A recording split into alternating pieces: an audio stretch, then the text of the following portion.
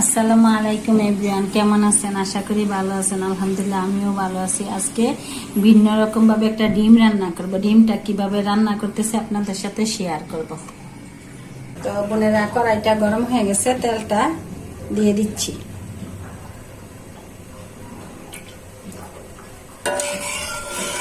তেলটা ভালো করে গরম হয়ে গেছে।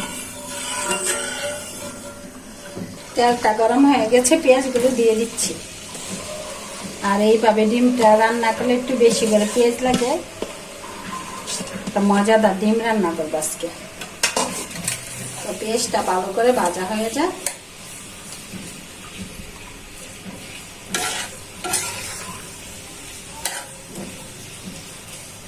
পেঁয়াজটা ভাজা হয়ে গেছে, এখন মশলাগুলো একে একে দিয়ে দিচ্ছি। দিয়ে দিচ্ছি স্বাদ মতো লবণ, দিয়ে দিচ্ছি পরিমাণ মতো রসুন বাটা,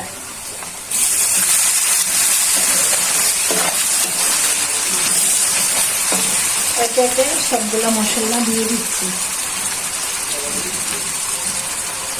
পরিমাণ মতো দিয়ে দিলাম হলুদের গুঁড়া, দিয়ে দিলাম মরিচের গুঁড়া পরিমাণ মতো, দিয়ে দিচ্ছি জিরার গুঁড়া পরিমাণ মতো, দিয়ে দিচ্ছি ধনিয়ার গুঁড়া পরিমাণ মতো। এখন মশলাটা ভালো করে কষিয়ে নিই।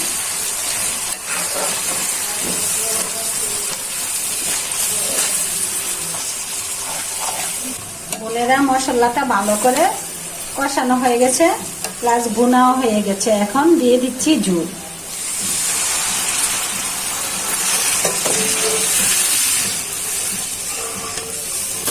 তো বোনেরা, এখন ডিমগুলো দিয়ে দিচ্ছি। ডিম যদি সিদ্ধ করে রান্না করে ওইটাও খেতে স্বাদ লাগে, কিন্তু এটা অনেক স্বাদ, কারণ সময়ও কম লাগে আর রান্নাটাও অনেক স্বাদ হয়, খেতে ভালো লাগে। ভিতরে ডিমটা রস যায় ভালো করে। সিদ্ধ করা ডিম তো ভিতরে রস যায় না। এইভাবে একবার রান্না করে দেখবেন, খেতে অনেক স্বাদ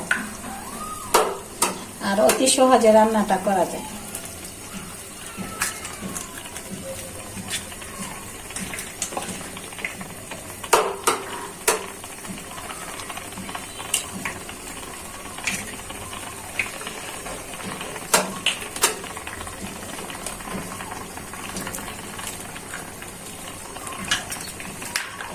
এখন রেখে দিচ্ছি ভালো করে সিদ্ধ হওয়ার জন্য।